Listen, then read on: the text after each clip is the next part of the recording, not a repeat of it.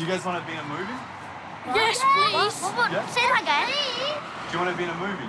Oh my God! What's the movie about? It took us a long time to get here. It's what's going on in your head that really counts. Thank you.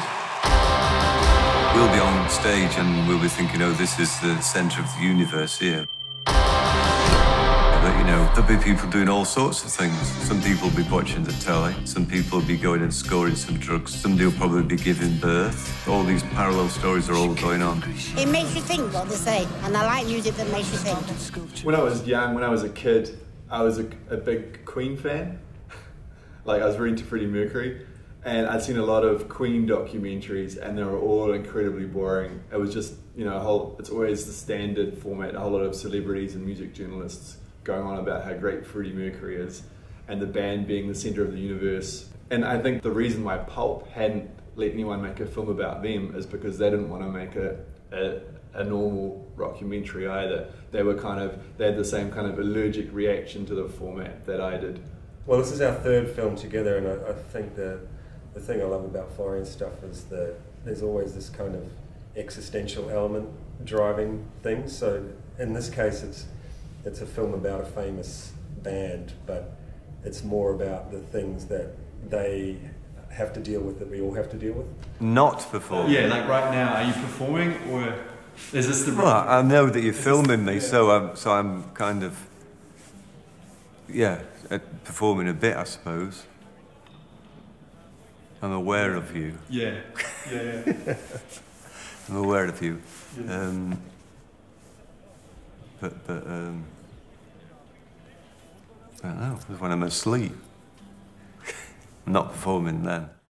Jarvis gave me his book, Mother, Brother, Lover, which is a collection of Pulp lyrics, song lyrics and Jarvis lyrics. And he just underlined certain place names and just scribbled down comments. And that was kind of like a loose map I had of Pulp's Sheffield.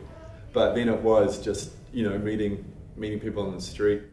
As a human being, I love meeting strangers on the street, like that kind of thing. And I think you can learn more or just as much from, you know, someone selling newspapers outside the Castle Market in Sheffield than, you know, interviewing, you know, a famous music journalist or Brian Eno on the sound of Pulp. Visually, what we wanted to achieve, which was also the same what the band wanted to achieve with the audio, was to make it feel like you're at the gig when you're watching it. So it wasn't like the Martin Scorsese Rolling Stones film where the cameras are really, really close in your face, but we wanted to film it more from the perspective of the audience. And then also the band, they had the recording we got.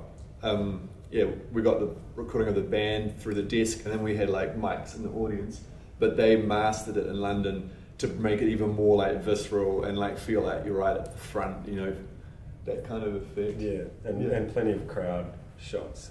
I mean, actually in the crowd. That helps to give you the feeling of being there.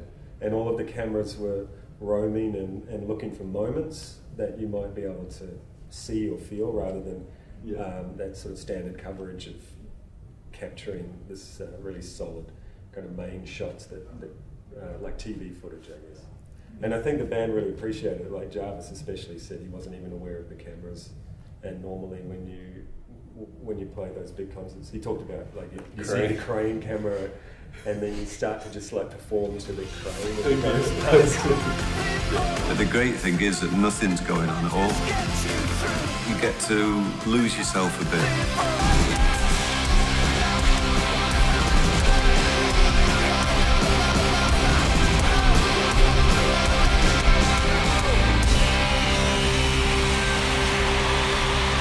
And I think it was good that we left Sheffield till last and give the story a happy ending.